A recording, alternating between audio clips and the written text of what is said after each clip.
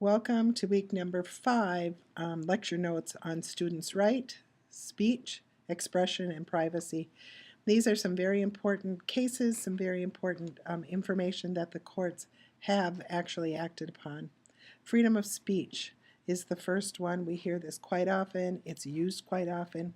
Speech, press, and religion are all held in a preferred position in the hierarchy of constitutional rights. You'll hear of freedom of the press. You'll hear of First Amendment rights, freedom of speech.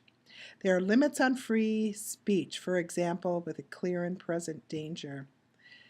The material and substantial disruption clause is applied to determine freedom of speech. This came out of Tinker versus Des Moines in the Independent School District. And I know that in school districts we often look at that. Will it cause a material and substantial disruption to the learning? Then we could maybe not allow it. So I think you're really going to want Tinker versus Des Moines is an important case that you'll want to remember, and that it also you really want to look at other cases. It's happening a lot now with internet cases, this whole freedom of speech and the social media. So you'll really want to take a look at this. I'm hoping to find a few of the more recent cases. I have to look in version 8 to see if later there's some more of the frequent cases. Otherwise, I will put something on as a resource for you with freedom of speech and social media. There are mixed reviews on haircuts and uniforms, and the public forum test or public forum analysis can be applied to schools and freedom of speech. This is really interesting. The degree of freedom of speech depends on the public forum. When you allow so much free speech, then you really have an open forum. So there are 3 categories of public forums: traditional forums, limited public forums. Most school districts have really established this limited public forum and reserved closed or non-public forums. Because we are a school district, we are open. The one that we have really probably gone with is a limited public forum.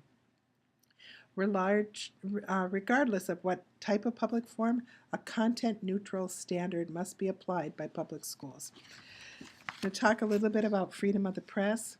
Freedom of the press is strong, and an action for the publication of falsehoods can be maintained by private persons against the press, but public persons must prove that the newspaper published with a malicious intent a very difficult burden to sustain.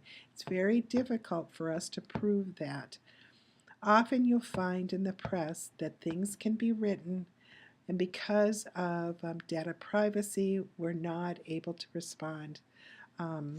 Employment cases, student cases, we really cannot respond to many of the questions. I know also that newspapers will ask for any records. We have to be careful of the records that we do put out, but again, they do have the right to records. So that's why you want to be very careful as to what you put into email, what you put into writing anywhere, especially regarding an employee, teacher, or a student. The Supreme Court has identified 2 evils of prior restraint positions that must be avoided by school policies and practices. First, school officials cannot have unbridled discretion, or censorship can result. Something also I'm very careful about is censorship. Schools must have a valid reason for rejecting an article. Schools cannot collect and hold materials indefinitely, and school officials must make a decision regarding the appropriateness of materials for publication within a reasonable amount. Litigation regarding student publication has fallen into 4 categories, and you'll see some of those in your book.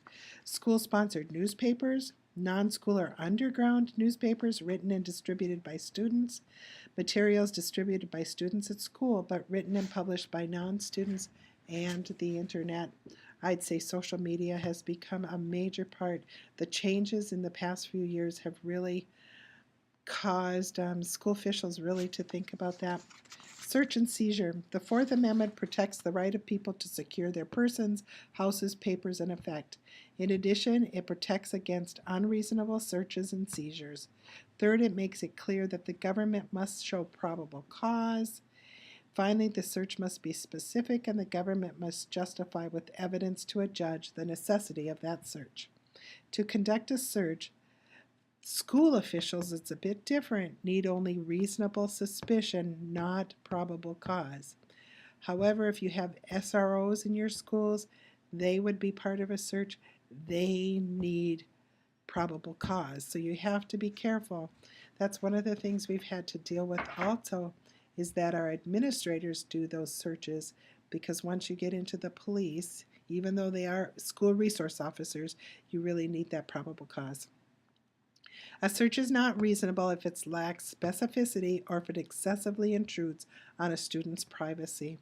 The courts have found the following: search of students by school officials is constitutionally permissible if reasonable and not excessively intrusive. A school district's drug policy of random urinalysis for inter-school athletes is constitutional. That was, I do remember that case quite a few years ago. And a policy requiring all students who participated in competitive extracurricular activities to submit a drug test was reasonable and did not violate the Fourth Amendment. Strip search of students was reasonable, no violation of the Fourth Amendment. We, however, have not put that into our policies because we have not felt that we wanted to put any of our administrators into that. So we do not have allowing strip search in our policies. Annual school-wide clean out of lockers, permissible despite a student's privacy interest and the lack of individualized suspicion. A student does not have a reasonable expectation of privacy when storing personal items in a school locker or a school desk. And that's important to know too. That isn't their private property, their school locker, their school desk. We do, as a school district, have the right to search that. Defamation. Defamation really looks at it. It's an accusation of immorality, dishonesty, or dishonorable conduct to another by spoken or written word. Criticism is distinct from defamation in that it is addressed to public matters, does not follow a person into private or personal affairs. In the absence of malice, a school official is not liable to a teacher for performing the duties of his office. Superintendents and school board members tend to have absolute privilege in evaluating subordinates.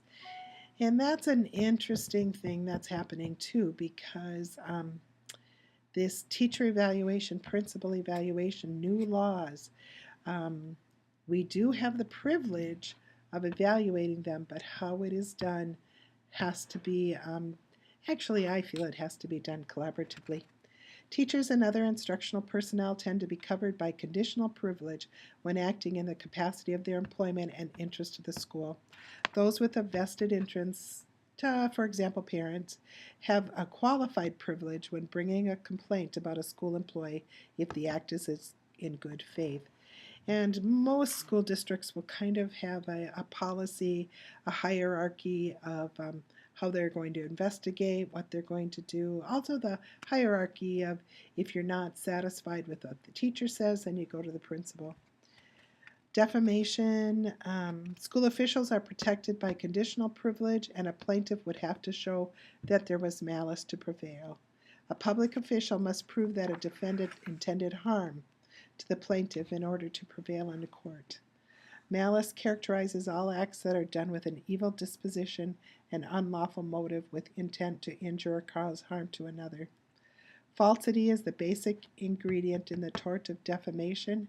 Conveyance of truth is not defamation. Therefore, truth of a defamatory statement affords a complete defense to defamation regardless of whether ill will or malice is present. Teachers are not considered public officials, but administrators are. So that's an important distinction. Student record, FERPA, or the Family Education, oh boy, now I can't remember what FERPA means, but it is a privacy act. We also have the Minnesota data privacy laws too, and FERPA is privacy act. Family Education Reporting Privacy Act, I believe, but I'll have to look that up. It establishes the standards for allowing schools to handling student records. FERPA is federal, and Minnesota has a Data Privacy Act, so we have to follow both of those. Under FERPA, each school is reported to, each school needs to publish a pupil records policy, and in that pupil records policy, you will list what is public information, what is private, and it's called Directory of Information, and at that point, we do list those public and private records. NCLB, No Child Left Behind, which was established in 2001, and the National Defense Authorization Act for fiscal request, you are able, the Armed Services will ask for access to secondary school students and directory information on those students. So remember, whatever you establish in policy as directory information is what would be released to military, I know it's the Army, the Navy, the military personnel, if requested, to military recruiters. Now, a parent may opt out, and you do have to make sure that that option has been published. Grade posting must be done as to prevent identification of students associated with the grade. And I do think that you will see student numbers when they're posted. I think you see that at the college level. So that's something. But you know, when you put a grade public, you have to make sure that that identification of the student can remain anonymous.